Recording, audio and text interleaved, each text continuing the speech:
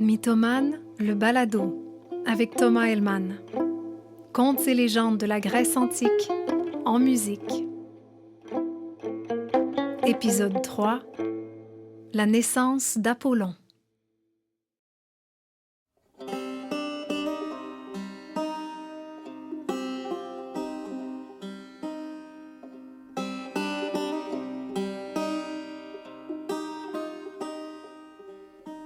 Zeus, le roi des dieux, aimait beaucoup les femmes, déesses immortelles. Même s'il avait une petite préférence pour les mortels,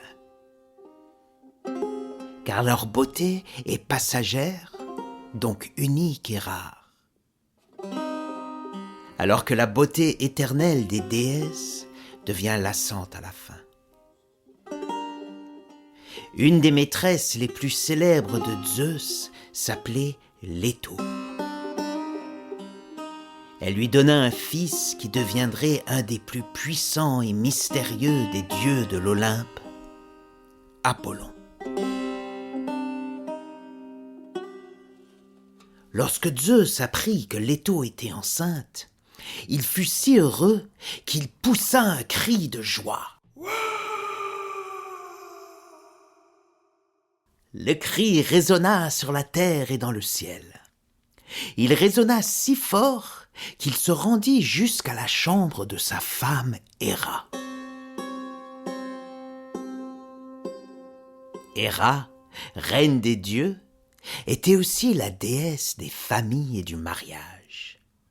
Elle n'aimait pas les infidélités de son mari et se vengeait souvent de manière impitoyable sur les maîtresses de Zeus et aussi sur leurs enfants. Lorsqu'elle apprit que Leto était enceinte, Héra devint folle de rage.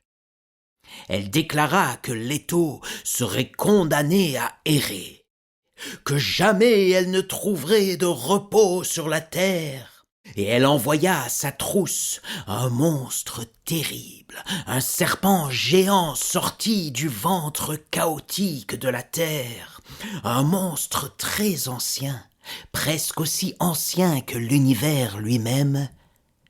Il s'appelait Python.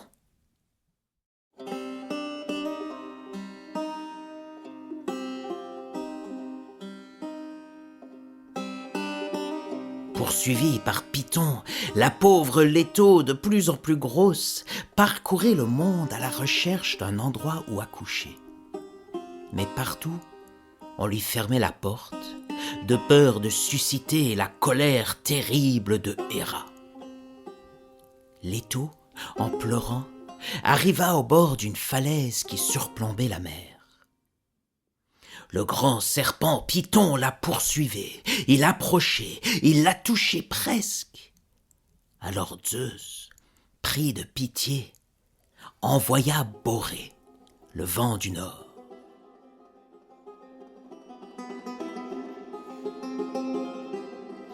Borée souleva Leto dans les airs et la transporta jusqu'à une île lointaine où elle trouva enfin refuge. Héra avait bien déclaré que jamais Leto ne trouverait de répit sur la terre. Mais cette île n'était pas sur la terre. Elle flottait sur le dos d'une grosse baleine. À l'origine, l'île avait été une belle jeune fille du nom d'Astéria, qui était la sœur de Leto. Astéria aussi avait été poursuivie par Zeus. Et pour lui échapper, elle avait plongé dans la mer. Poséidon, le dieu de la mer, était aussi tombé amoureux d'Astéria. Et il l'avait poursuivie à travers mers et océans. Mais voyant qu'elle ne voudrait jamais de lui, qu'elle lui échapperait toujours, Poséidon l'avait transformée en île flottante.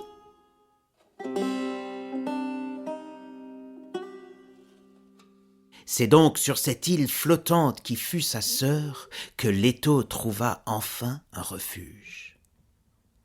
Elle donna naissance non pas à un garçon, mais à des jumeaux, une fille et un garçon. Artémis, la déesse de la chasse, dont je raconterai un jour l'histoire, et le garçon Apollon.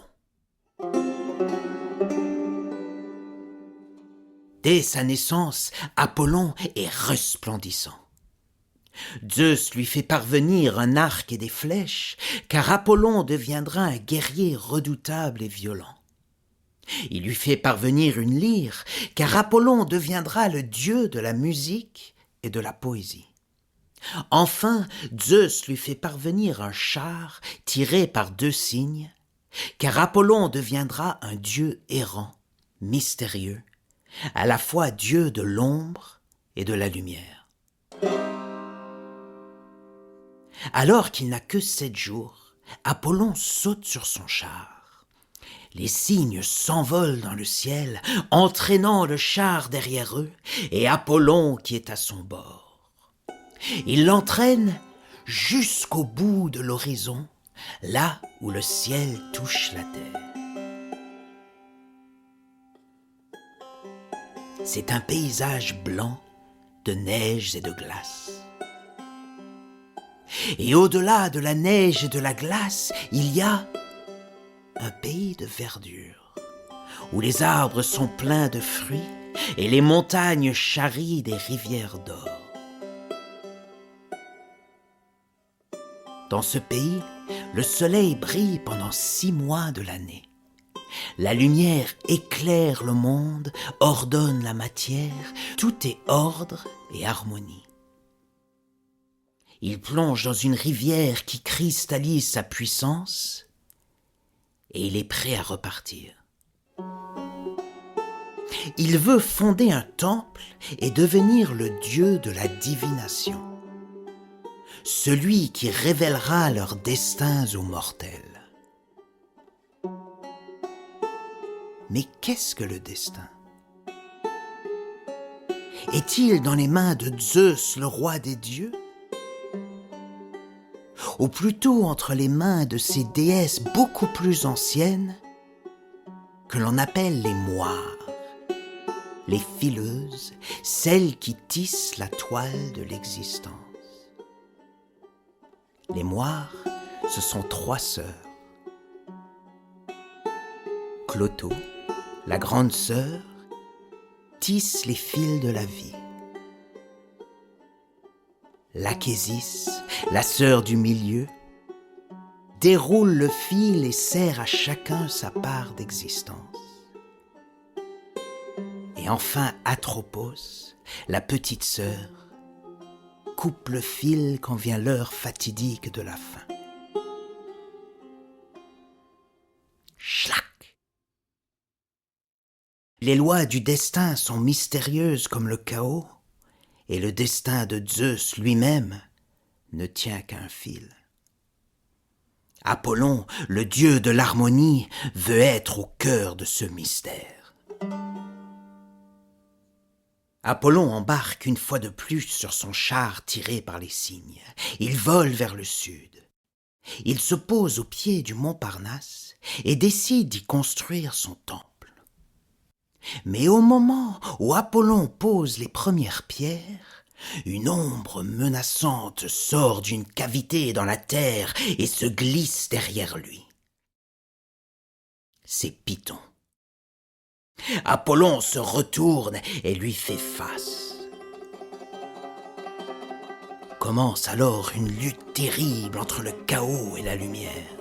C'est une bataille extrêmement violente qui fait trembler la terre, les eaux et le ciel.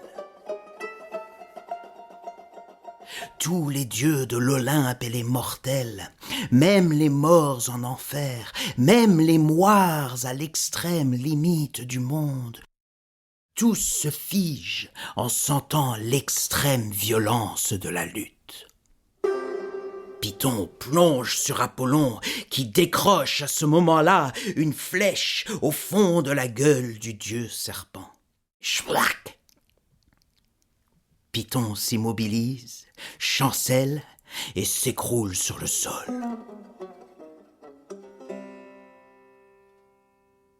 Apollon a vaincu. Mais Gaïa, la terre, se met à trembler. Apollon a tué un dieu issu du ventre de Gaïa, et il doit être puni. Alors Zeus ordonne à Apollon de s'exiler au fond d'une lointaine vallée, où il devra se purifier de son crime et rendre hommage au dieu qui l'a tué. Apollon se retire et revient, la tête ornée d'une couronne de laurier. Il commence alors à construire son temple. Et il déclare que la prêtresse qui révélera les secrets du destin s'appellera la Pythie, en honneur de Python.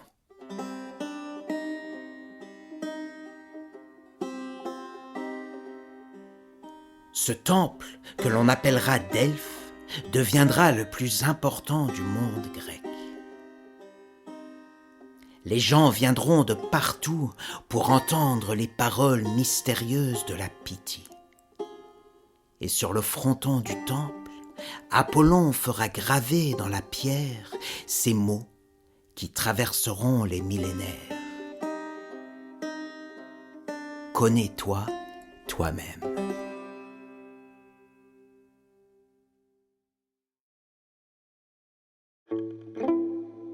C'était Mythomane, le balado.